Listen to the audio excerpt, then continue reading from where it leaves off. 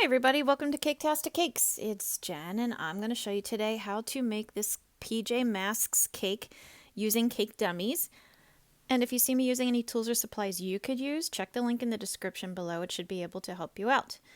Okay, well I went online to start and found a picture of the three characters, Gecko, Catboy, Owlette, and printed it out. And they were kind of overlapping in the picture, but that's okay. I'm going to work around it.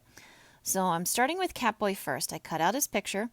It's at the size that I wanted it to be. I rolled out some blue gum paste and I am just using it as a template. So I cut everything away. I got a little template and now I'm going to start cutting up my template. And if you've ever seen me do these like flats before, you're going to see that I do layers. My flat decorations are like onions and ogres. They have layers and layers. So what I did was I cut out his hand because it is coming forward. It is the foremost thing, so I want it to be forward more from the rest.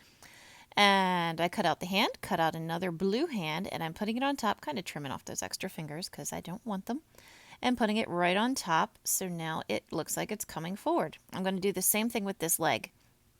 His one leg is coming forward, so I cut it out, trim it out in some more blue gum paste. It's all the same thickness, and put it on top of where it would otherwise be. Trim off a little extra if you need to.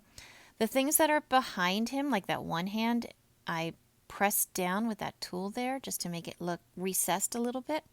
And then I'm going to cut out his mask. I'm going to have his mask in his face, and his mask is going to, again, come out a little further. I have his mask there that I have some beige gum paste. See right there. So I cut it out, going to trim it out using my template just like normal. I am going to save myself a little bit of effort by doing his mouth closed. You're going to see later on. I'm not going to worry about trying to add teeth and everything. Because when you have details that are real teeny tiny, they can become very difficult and not worth it, honestly. Now his mask, you can see I'm cutting it out, but I'm not cutting out the ears. I'm going to leave the ears behind where the mask will be. And that way, again, gives it just a little bit more depth. For Catboy, I cut out the eye holes of his mask. I'm not going to do it for the other ones. I probably honestly shouldn't have done it for this one because his eyes were kind of wonky. I had to reshape them as best I could. So maybe not the best choice, but that is what I did, so I'm explaining it to you. I'm using some light blue. This is sky blue. Gum paste again. I rolled it really thin to do the stripes of his uniform. So I put the big one in the center on the top there of his head. I have a little one on either side, trying to have them curved inward a little bit like they are in the picture that I was working from. Just like that. Gonna give him a couple little tiny rectangles that I cut out. Again, real thin and skinny. For his eyebrows, make sure you have them nicely curved. And then I'm going to put the stripes on his uniform. Again, just a skinny little long piece that I cut. I put water down over his arm. And I'm just trimming off the extra so that it's the length and the amount and everything that I want. I'm going to put a couple little pieces of that skinny bit that I've cut there around his neck. Because the picture I had, it looked like he had some stripes kind of coming around his neck toward the front. So that's what I'm doing right there. And now I'm going to cut some pieces for his leg. His legs are more like arrows almost, like downward pointing arrows. So I cut out some kind of wedges, as you see. And I'm going to put them in where I think they belong. Trim off the extra. Call it good. Do it again. Put it in place where I think it belongs. Trim off the extra. And there you go. Catboy now has his one leg. And to separate out his little foot there, I just put a piece of light blue, just kind of curved it around like the top of his foot. Because otherwise you couldn't really tell what was going on. Now this zigzaggy thing I cut was my attempts at making more zigzags, and then I realized that I didn't really need them. So yeah, I just did one zigzag or arrow really, and then a bunch of lines on the other leg. I'm using this little flat kind of oval piece to be his shoe, because the one leg is kind of kicked back so you can only see the top of the shoe behind him, and the other foot is coming forward, you see. He is very actiony. I'm going to do his logo now. I started with a circle, cut the two wedges off the bottom to make, kind of like a triangle out of it. Cut up the sides nice and straight, the top right across. I'm cutting a little rectangle niche out of the center there. It's hard to see. I should have zoomed it in, but I didn't. Cut at the ears a little bit of an angle, just to give the idea of his little cat ears there. I'm using my veining tool just to press down and kind of wiggle around to make the eye holes. Put a couple little lines, little cuts in the top and the bottom for the nose and the stripes. Stick it on his chest. There you go. All right, now I'm going to add a little ball for his nose. I put a couple of little light blue triangles in his ears because I know there is some difference there, but as you can see, my printer is not in color, and I was feeling lazy, honestly, and didn't look it up. So I just used the light blue. I filled in his eyes with some white gum paste, as you can see.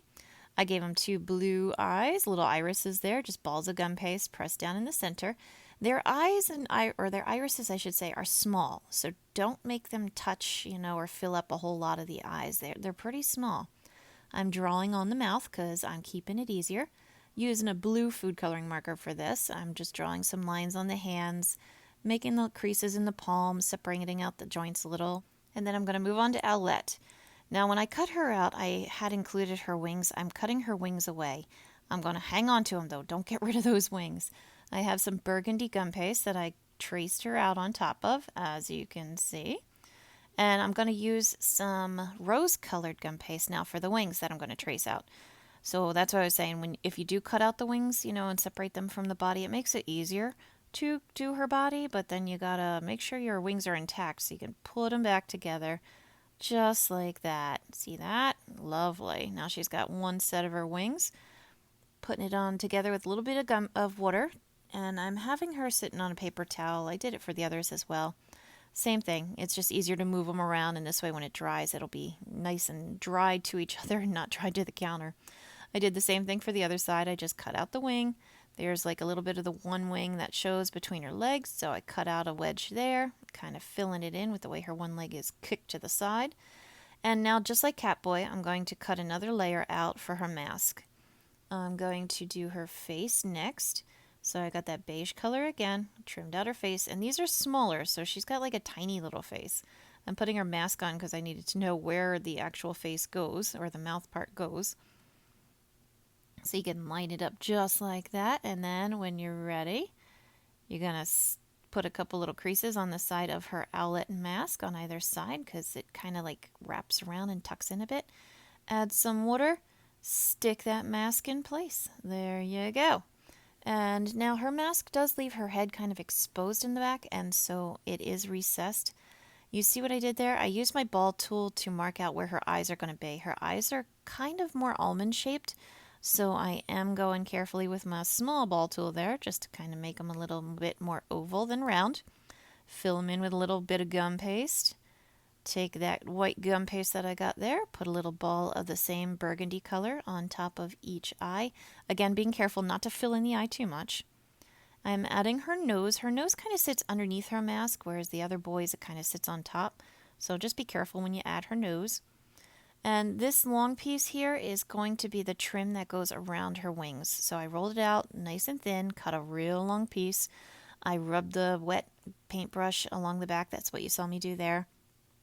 And then I'm just working my way around using my knife blade to get in those creases, tucking it all in, trim off the extra, just like that, and then you might have to like pinch it a little bit or smooth it with your fingers just to make it a little more even, make it sure it gets in all the little grooves properly. And for the other side, I'm basically doing the same thing. I got my nice long strip, and I'm going to wrap it around the outside, but instead of putting water on the long thin piece that I cut, I went ahead and put it onto the wing itself. So there you go. Now she's got a wing. A little bit of food coloring marker there on her mouth. She's got a mouth. I went over her eyes. I don't know what happened to that footage, and did her little eyelashes that she has because she has like black at the top of her eyes. I'm putting a little thin piece that I rolled between my fingers, real skinny little piece, across the top of her mask just to separate it out from the top of her head because it really kind of blended together. You couldn't see it too well, and I wanted to separate it out more. This little piece I'm going to show you is going to be her logo on her chest. So I started with a circle. I cut 2 wedges, at the bottom to make an arrow, basically. I'm cutting a little niche out of the top to kind of make 2 little triangles, for the owl's ears at the top. I'm pressing inward on the sides, just like we do with the mask, to make the little grooves, to make the wings. Using my veining tool, the little sharp point, to make 2 little tiny holes for the eyes. and sticking it on there. Now I'm using a burgundy food coloring marker that I happen to have to draw the rest of the wing feathers on. If you decide to do it this way, start with the outside and your wing feather tip matches up between your two outer wings. So you see how they're coming together like that, and then I'm going to do it again with the inner layer. So wherever the one feather ends, it's going to be at the tip where two others meet. Okay, now for our last one is Gecko. I'm going to kind of move fast on him. He's pretty basic. Again, did the same thing. I just cut him out, trimmed out his body. I had his one forearm at the top there that I cut out and put on top. I did his face and his mask just like the others. No surprises or anything, not being sneaky. I'm putting on his little knee pads and elbow pads. It's just some light green that I made.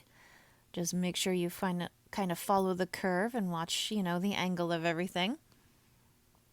Put it on his one elbow. I'm adding that same light green color now to his eyebrows. His eyebrows, again, are just real skinny little pieces that I roll between my fingers and then kind of pressed into place. Now for the top of his head, I'm making basically like little light green Tic Tacs. I made one on the top there that sits in the front, and the second one sits behind it, and just behind it. So that way you've got, again, the layering effect going. This is going to be his logo. His logo is super basic. So I had a circle, cut a little, corner out from the top, leaving the center. So now I don't know, you got a plug or a boat or a shape or something. Trying to round off that top piece a little bit. Use my veining tool to create a couple of angular reptile style eyes there. And then stick it on. Now you'll see his arm is in the way, so I marked it off. And I'm going to cut off the extra carefully. So I'm left with whatever is left. And then I'm going to stick that on with some water this time. And just press it into place, work it around that one fist so that it looks like it is behind it. Looks pretty good, right? Like nothing surprising here. He's pretty simple and basic after seeing the other two. I'm drawing in his smile, giving him the pupils in his eyes. I decided to add a little bit of light green to the bottom of his feet just to separate him out again a little bit more. I don't remember if he has it or not in the picture, but I did it this way because I thought it looked better. Sometimes you have to take artistic risks and artistic license with whatever you're making. Now, I am using a dark green edible food coloring marker, and I am drawing little scales all over his body. I've got it going down his tail, I've got it going down his arms, his torso, I'm working on his head, and I kind of just figured whatever direction his limb was going in, just start there and head backwards. Okay, now put your little figures aside, and now I'm moving on to the cake.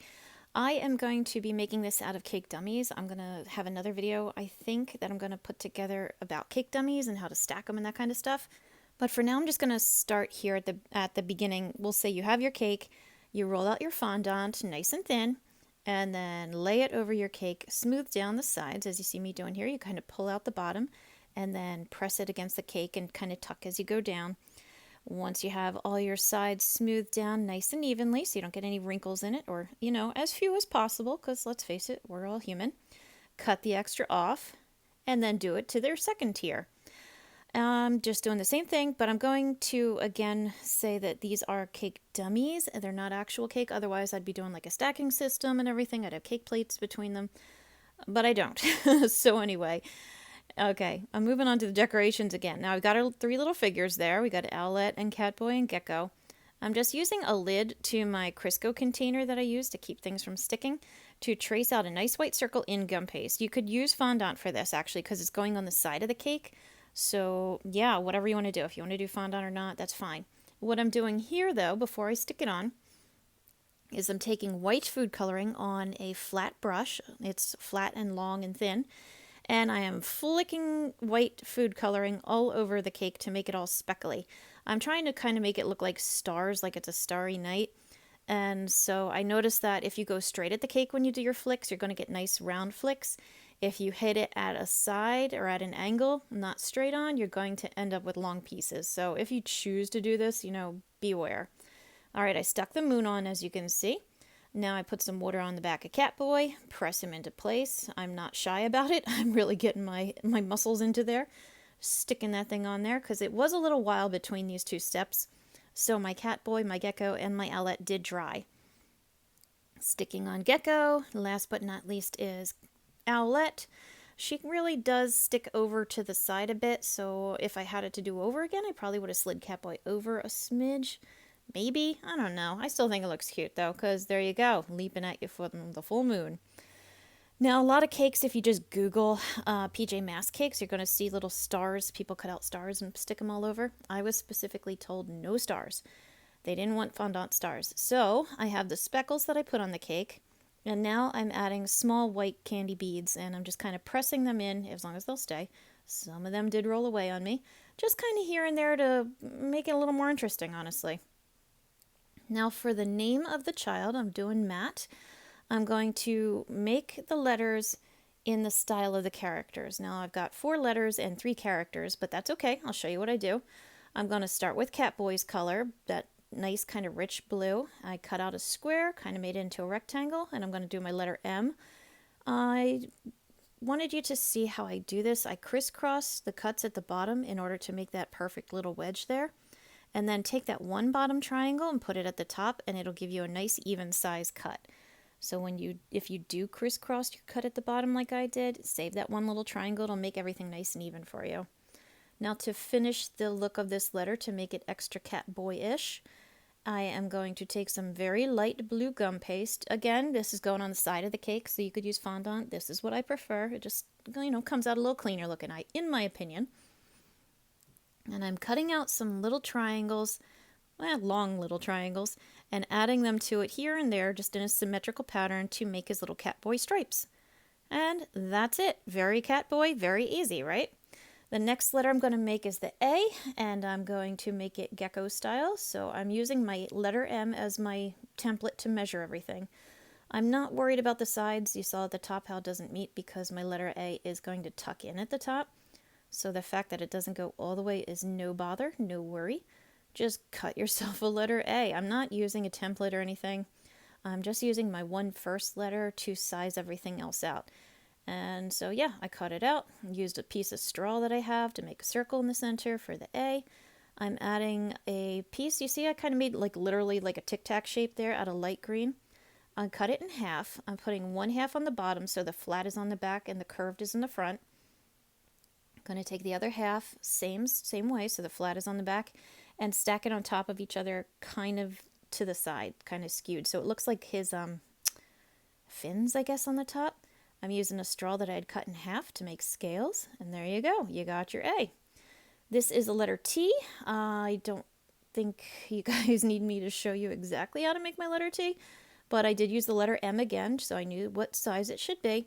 And I have it in the burgundy color of Owlette, and I'm using the rose color of her feathers. I cut out a bunch of circles, you can see there.